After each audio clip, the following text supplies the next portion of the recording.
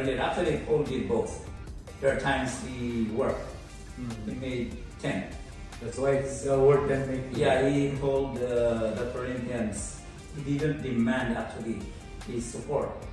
If you read, I think it was... Though he has the right. Yes, he didn't demand his rights. 1 Corinthians 9. So he worked, but there are times when he received support, like in, I mentioned this later in about Philippians, right? The Macedonian churches. And then he mentioned it there, my God will supply all. And actually that, the context of the verse. Vision. Yeah, vision. Yeah.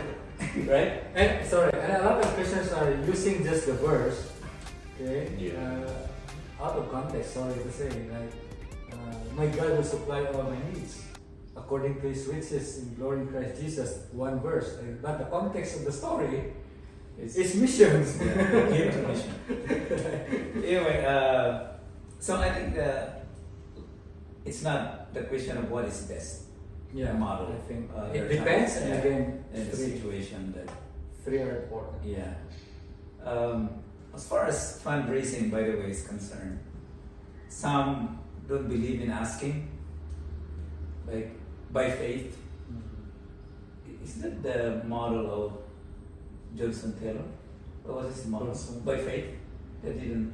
Or other. There's some missionaries who do not ask money, like by faith. But there's another model that is the fundraise. They do fundraising. They raise their support. They mention their needs before they go to the mission field. Others also say, don't mention their needs at all. In Sinipsip in the Philippines, where I studied, the Dutch missionary there, his belief is that never ask money. The money keep coming, but he never asked. He did not even mention his needs. Or sometimes if they ask, what do you need? He mentioned, but as far as asking. But I think that if you are led to that, or just pray and believe God will use people, I respect it. But a lot of missionaries now do fundraising. They ask, will you support this vision? Because when you ask money, although that's not my practice also, I'm hesitant to ask. But we will ask for you. When you ask, you're not asking just for yourself. You're giving the people opportunity to be a part of that vision. Is that correct? Yeah. Yeah. So if, for example, I'm going to Laos as missionary, would you support me? You're giving the opportunity to people to be part of this calling, to reach out to the Laotian people. And if you don't give that up, if you don't ask them, how would they be part of the mission? So there's quite a debate there, like, should we ask or should we not? We can do both. Yeah, I think we shouldn't be compromised. Yeah, that's a well. Yeah, since you have a lot of experience here. As a church planter or being a missionary also, I would really like to encourage that every missionary should really transfer the vision to the locals. This is what's happening in the field. A missionary goes out, and then who would finance the work? Because all of the eyes are on the missionary because he's an expert. He is a resource to bless. He brings in money. But if he lives, and so many stories, not just by distant fingers, so many stories could attest that a missionary leaves, the work also dies. How many churches I visited just this week? Padlock.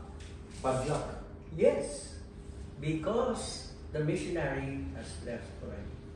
So, a responsibility on our part of the missionary is to really train the locals. The ownership of the ministry is for them. Or the missionary should think how to generate finances so that the work will be sustainable. Not not being dependent, but to be interdependent and to be independent someday from the missionary. So we should pray as missionaries, because this is a tent making is a very, very good model also. But if we will not be very careful, we work to finance the work.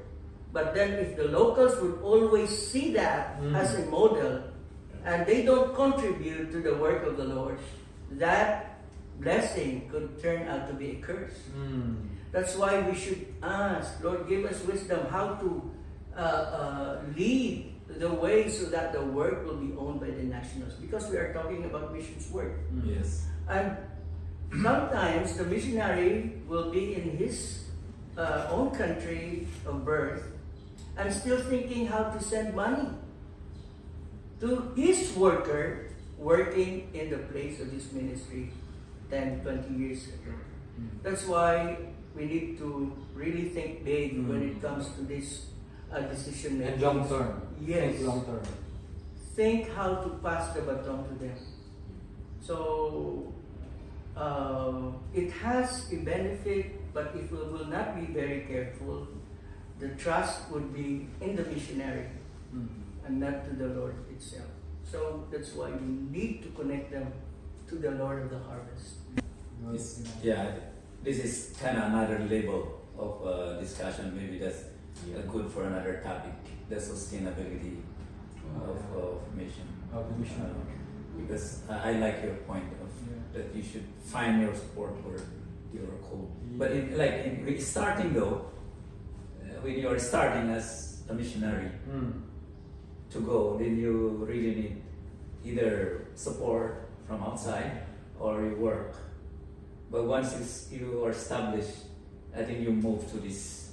Otherwise, the mission will die. I mean, it cannot sustain. And while Pastor Melbert is saying that, I remember this phrase: the mission field will become a mission force.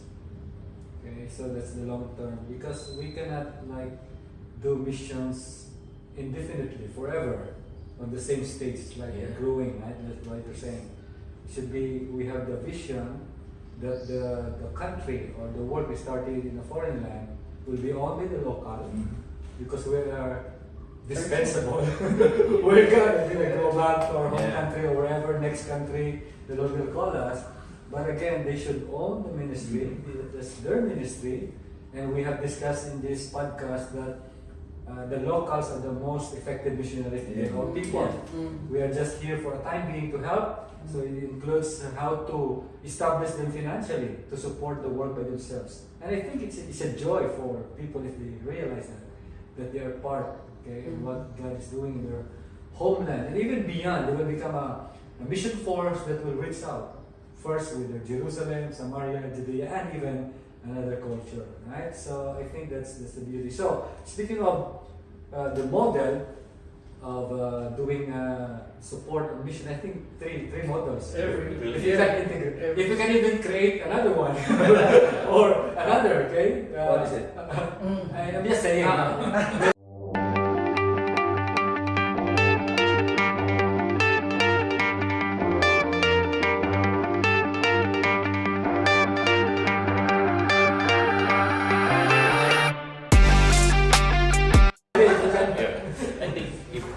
I don't know who will be listening to this, because in one of our conversations in Lausanne gathering, missions work is primarily a Western endeavor at the beginning. A lot of missionaries go to the other parts of the world, particularly Asia. So we receive missionaries, and these missionaries from the West, they go in as missionaries. Their budget is maybe at least $3,000 or even $5,000 or $6,000 per month. Because they came from a Western world, those are their normal budget there. So when they come here, they have those huge budget. But nowadays, there are a lot of Christians in the non-Western world. And one of the conversations we have is if we convert that budget to, let's say, Cambodian missionaries, or let's say Filipino missionaries, how much budget is a Filipino missionary go to an Asian country? Maybe 1,000 or 1,500. If you make it like a Cambodian missionary or a Laos missionary, a local missionary, reaching out their own people. Maybe you'll need 500. Not because they are, lower or not, but the way of living is simpler, and they can do that, and they will be happy with that. They will be like a high-paid, missionary already, and they will be happy. If they are equipped, they capture the same vision, they can do the same assignment, they'll be more effective than, let's say, a Western missionary. So, coming from that perspective, by partnership and collaboration, that's why we developed this network. Because one of the long-term vision we have is to have local missionaries serving in Cambodia, local missionaries in Laos, in Thailand, in Vietnam, in Myanmar. And if we have those local missionaries, we have some way of partnership that we can maybe at the beginning support them. They would be happy doing that, serving the Lord. And when they were able to establish their churches, of course, part of the training is for them to be sustainable. It's not forever we will be supporting them, but when they have a church, the church can support them, or we can find ways to support them or generate income for themselves. But having those kind of perspective, financing the Great Commission, maybe we can create partnership where we can rechannel resources and we can empower local believers as well, where they can serve, and that way the work will be effective. We can reach out to more people, and there will be a lot of people who can help one another, who can contribute. You can be in the US, yet you are contributing to the work in Asia. You can be in Korea, South Korea, and you can contribute to the work in Asia. Same in Singapore, same in the Philippines. And if we have that perspectives, and that we're open with that, who knows? Is someone doing that at the moment? Yeah, I think somebody are doing that. But one of the things we want to do in the network is to facilitate that. Because if we have that, then who knows?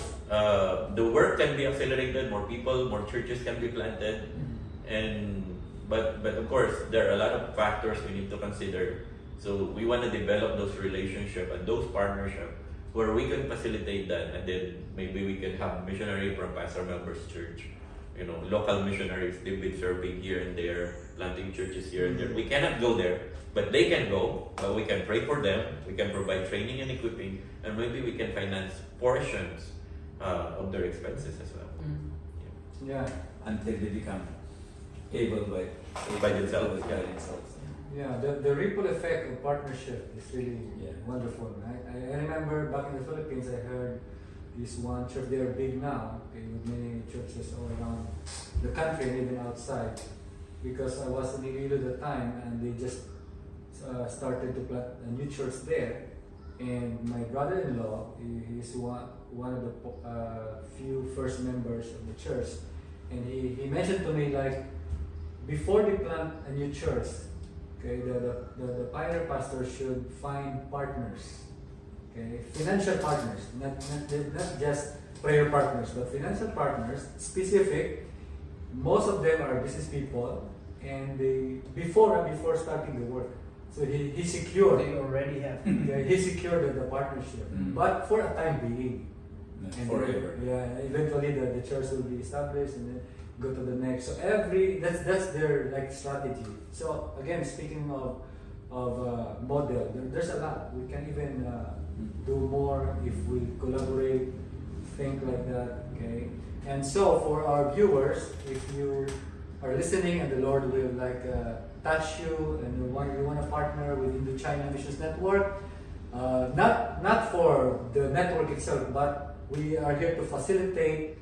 If you want to partner and support missionaries, we have a lot here in our network now, not just in Cambodia, but last Saturday we had our second virtual missions awareness meeting, and it was complete with 5 countries represented. 33 participants, missionaries, local and expats from Vietnam, Cambodia, Thailand, Laos, Myanmar, and it's really a wonderful experience. So, friends, if you want to support Indochina Missions Network, just connect with us, send us a message. You can even leave a comment on our video, and we will reach out to you as well. All right. So, as we end, let's have a few words to encourage and inspire our listeners. Let's start with Pastor Val. Yeah, so as Pastor Ruben said, I second that. So if you wanted to connect, collaborate in one way or another, in the near future, we'll have our website and we'll have lists of missionaries we are partnered with. And there will be people there you might be interested to support, to partner with, or even local missionaries. So watch out for it, for the announcements. Or if you want to partner with us as a group, so we have an office now, and we have several trainings we're offering. So this requires finances as well. You can, if you want to partner, we are very much open. Yeah, I noticed our coffee cannot last long. If you want to sponsor coffee,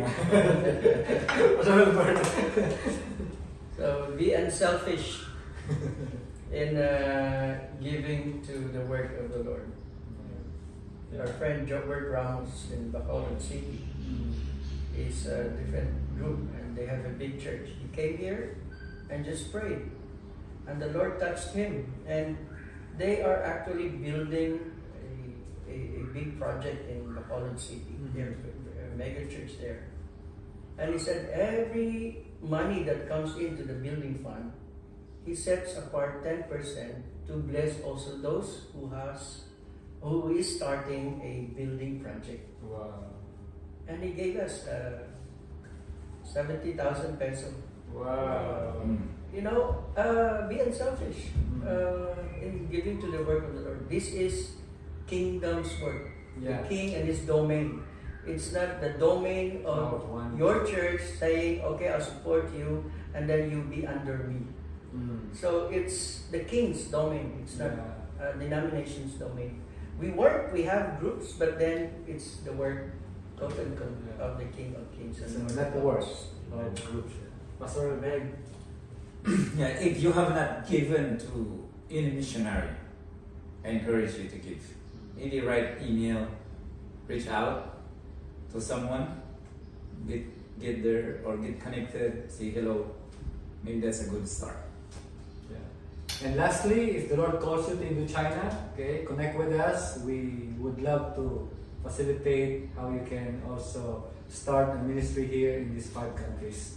We're based in Cambodia, but we cover 5 countries. And on March, again, we're gonna announce. Thank you for our sponsors. We're gonna fly to Laos for a trip. Okay. I have a little sponsors already. They said yes. That's why. Maybe they will be watching. Alright. So thank you, and please pray for our trip and pray for Indochina Missions Network here in Cambodia. More missionaries will commit and will come. More churches will partner with us. More Christians will connect with us. And you can start by subscribing to our channel, share the videos, leave a comment, okay, and help us grow our channel. Thank you, and Okon Salan from Potempo. God bless everyone. Until next episode. Bye-bye.